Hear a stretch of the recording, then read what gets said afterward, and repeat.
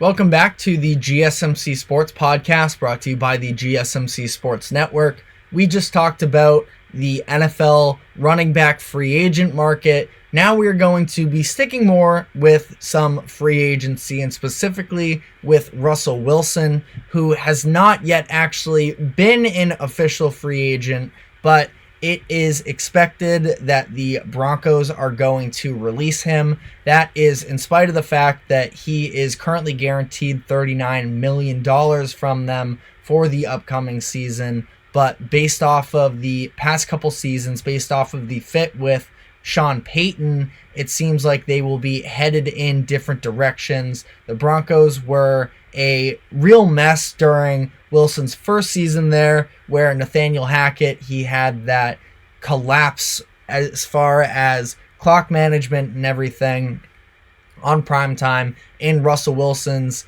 I forget if it was his return to Seattle or if it was just his first game versus Seattle, but they played the Seahawks. Hackett was a mess. He ended up hiring somebody to help him make clock management decisions, and he was out of Denver after 15 games. And then, like I mentioned, Sean Payton just was openly frustrated with Wilson. He didn't fit the offense that Payton wanted to run, and things got really messy there, specifically when it came to that whole debacle later in the year where the Broncos threatened to bench Russell Wilson if he wouldn't give up an injury guarantee that was on his contract.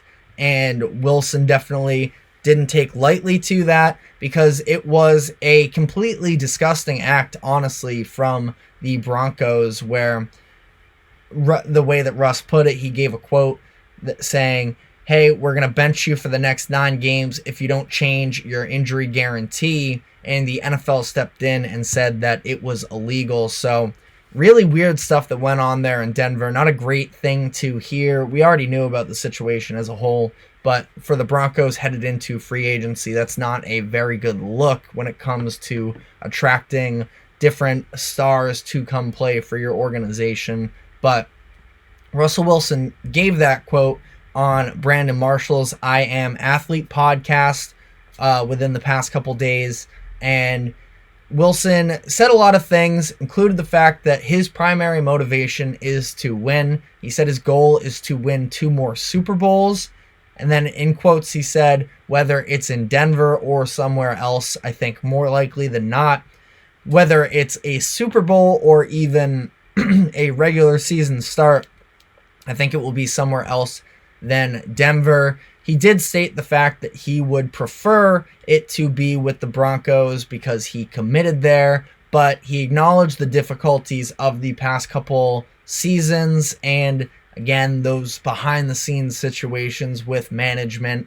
He said, quote, you also want to be in a place that wants you to, and it's been pretty clear from the Broncos that they do not really want him. So, assuming that he does become a free agent, I think it will be somewhat telling of how seriously he takes that mindset of wanting to win in terms of where he is going to go and how much he's willing to sign for. It gets into a little bit of an interesting conversation about his legacy in these instances, because we've seen a Super Bowl quarterback, I would have to imagine he would be a Hall of Famer, now sort of struggling to, I wouldn't even say he's struggling to get a job. I mean, just because these past couple years didn't go well doesn't mean that he was so bad that he was unplayable. He was just very disappointing, which is just an interesting conversation when it comes to what does his legacy look like at the end of his career. ESPN's Jeremy Fowler reported that Wilson could be willing to sign for a veteran minimum contract in this upcoming offseason. He could very likely get more than that, but if he believes, which I'm sure that he does, that he has more left in the tank in terms of being a leader, being able to potentially lead a team, let's relax maybe a little bit on the Super Bowls for now, but at least a playoff appearance, and that he can change the trajectory and the narrative about how these past couple years have gone, then signing a veteran minimum contract may be the easiest way for him to make his way into a situation where he believes he can succeed. And I think that he's definitely fired up for what is to come. He said that he has more fire than ever. What does that mean, though, in terms of mentality is one thing, and having the mentality is a good thing, but how much does he physically feel like he has left to give? He talked about the fact during the interview that he was dealing with a knee injury during his first season in Denver, and which is definitely a factor, especially for a guy like Wilson who relied on his legs a lot to move around in the pocket, be a little bit of an improviser.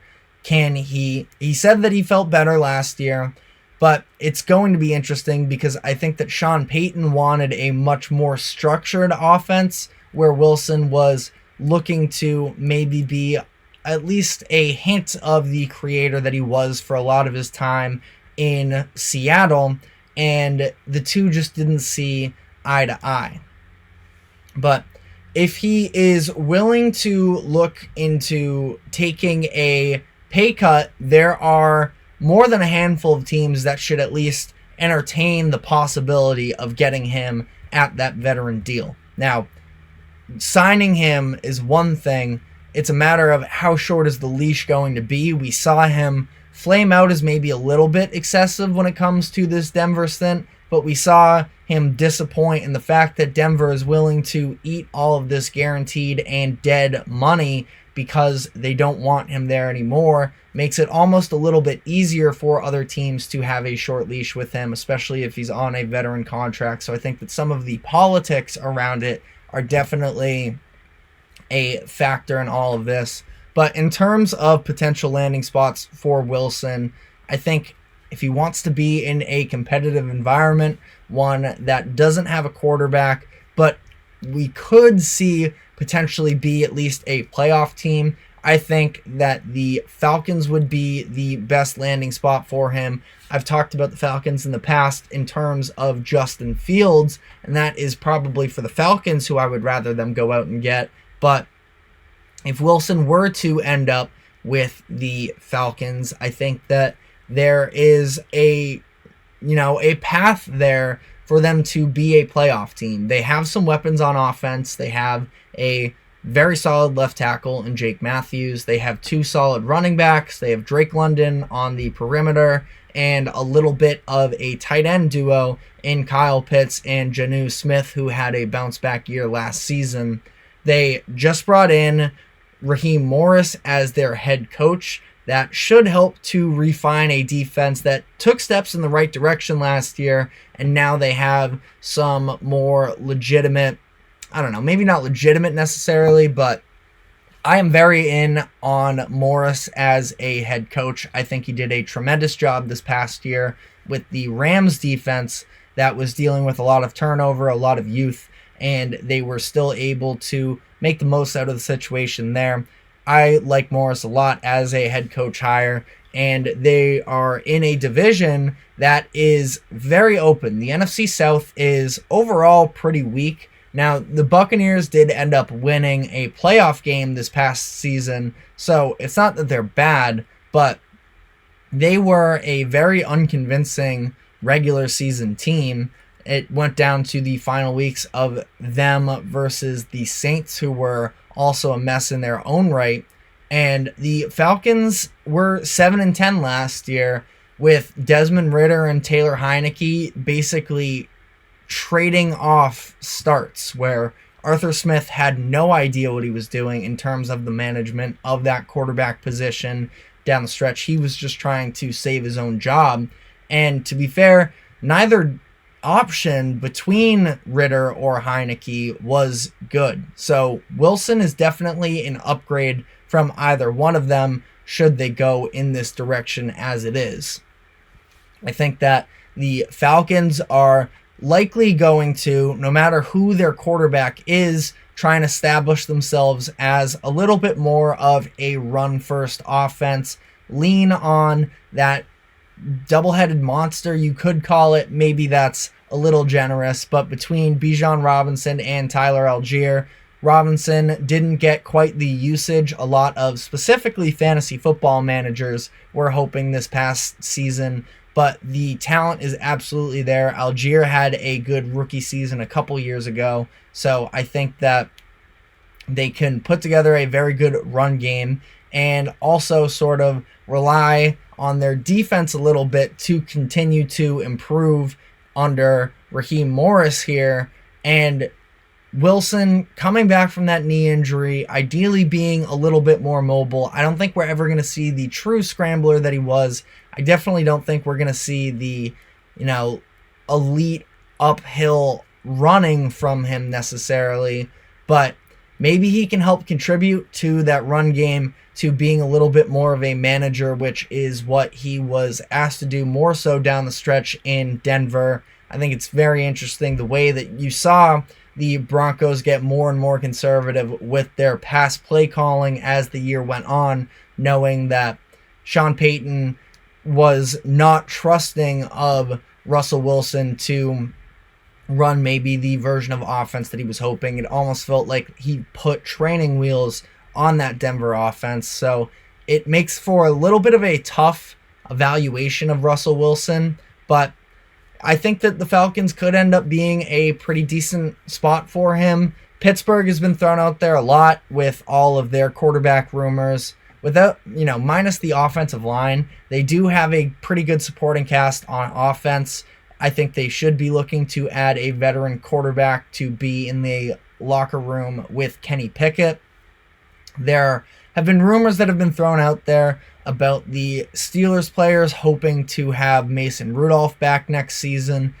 I think that going into next year with Mason Rudolph and Kenny Pickett as your quarterbacks again would be a mistake. I'm just not a believer in Mason Rudolph. I know he played pretty well down the stretch of the season last year, but I just feel like we saw so many backup quarterbacks step in for moments and have all right moments, and I think that he also largely benefited from George Pickens really coming alive. He had 2 long touchdowns in those 4 or so games where Mason Rudolph was the starting quarterback that sort of boosted the on-paper stats for Rudolph, and I just don't really see it with him. Kenny Pickett, I think he could be solid. Now, I've never been the biggest on him, but I don't think he's quite as bad as everybody else makes him out to be. He could be in that middle tier of consistent starting quarterbacks, but you need somebody else in the room there with him. We had Manny Maradigue of the Chip Shot Football podcast on last week, and as a Steelers fan, he talked about having someone else in that QB room to sort of put the pressure on Pickett in terms of his production, know that his job could be his, but also nothing's guaranteed. Wilson would likely be the starter, I think, in Pittsburgh if he were to sign there, but maybe he could even help a little bit of development when it comes to Kenny Pickett as well. Last team, and there are other options as well. The Raiders have been thrown out there. There may be some others. The Patriots have gotten a little buzz in terms of this as well. As a Patriots fan myself, I think that they should use the number 3 draft pick to take a quarterback. I don't love the upcoming quarterbacks in the 2025 draft. We still have a full season to go until then, so maybe my opinions change as time moves on. But I think that now is the chance to get a long-term option at a crucial position that they very desperately need. I would prefer Drake May, but Jaden Daniels, if he falls to number 3 as well, I could definitely talk myself into it there as well. The reason why I think that the Steelers and the Falcons are better options and should more so consider this move is because of the fact that they don't have that top 3 draft pick that the Patriots do. So I think that they can maybe look to address that position elsewhere, other than using a first-round pick or something along those lines. Signing Wilson to a minimum for the Patriots, that is, and drafting a quarterback, they don't have to be mutually exclusive.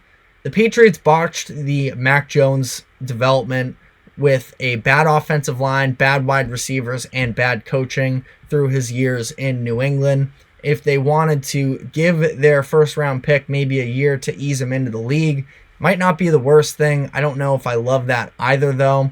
There is also a chance with all the needs that the Patriots have that they could look to sign Wilson and trade down in the draft, as the organization itself has done for years. Now it's different people running the show for them, but the price for one of these top 3 picks, even maybe a top 4 pick, should be very tempting in terms of that. But the Patriots had a very good defense last year, despite losing Matthew Judon and Christian Gonzalez, who were their 2 best playmakers on the defensive side of the ball. You lose Bill Belichick, the coach, but I think that Gerard Mayo, he's been there for a while. He played there. I think that he's going to be a very good motivational leader, and I do think that he knows his stuff when it comes to how the Patriots should be running defense.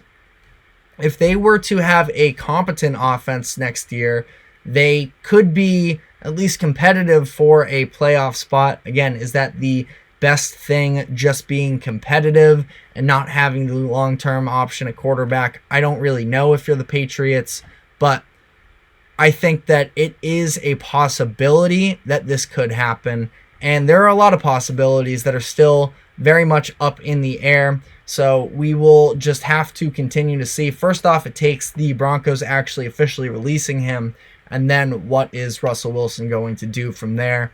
But on that note, we are going to be taking our final break, and when we come back on the other side, I just at least alluded to the top draft picks in this year's, in the 2024 draft in terms of quarterbacks. We are going to be talking about some updates when it comes to the combine participation level of some of these players. So stick with us, and we will be right back.